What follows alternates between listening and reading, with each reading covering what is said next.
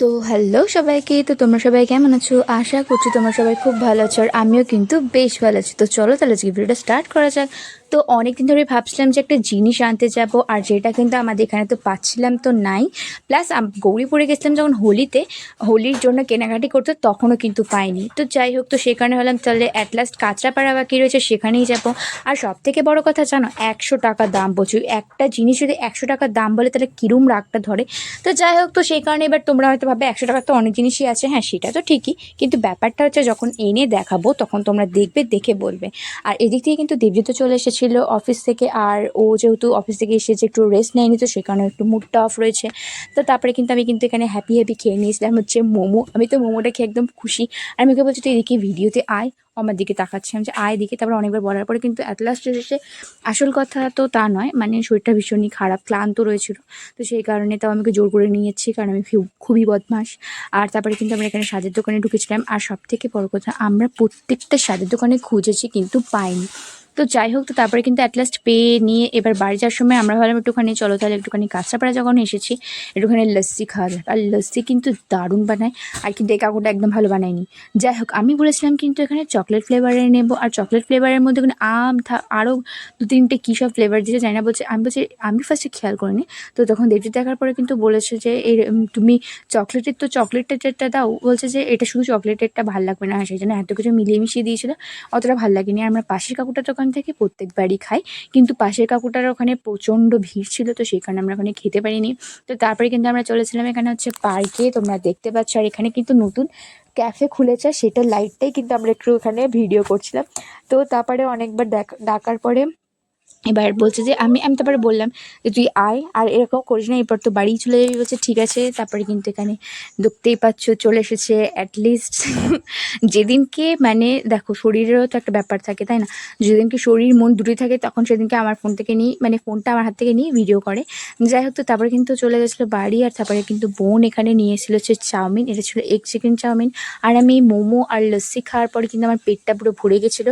তাও এটা আমার ভাগে দিয়েছিলো ঠিকই, কিন্তু আমি 2 চামচ মতো খেয়েছিলাম। তো তারপরে কিন্তু আমি বোনকে দিয়ে দিয়েছিলাম যে তুই খেয়ে নে, পারবো না। আর এই দেখো, এই হচ্ছে সেই টুইজার, আর এটার নাম্বারটা বোধহয় কত ছিল আমার ঠিক মনে পড়ছে না। এটা আমি 4 জায়গায় খুঁজেছি, আর এই একটা পিসের দামই কিন্তু 100 টাকা বলছিল।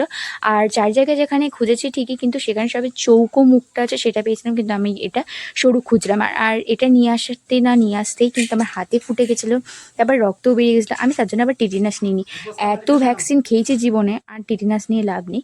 যাই হোক, এটা কতটা সরু তোমরা দেখতে পাচ্ছ, বলার মধ্যে। এটার মধ্যে যদি কেউ বসে পড়ে ব্যাস, তাহলে কিন্তু খবর আছে, তাই না? তো যাই হোক, তো তারপরে কিন্তু একটা জিনিস দেখা যায়, চলো তাহলে। এই যে বোর্ডটা দেখতে পাচ্ছ, এটা কিন্তু ইউনিকর্নের বোর্ড।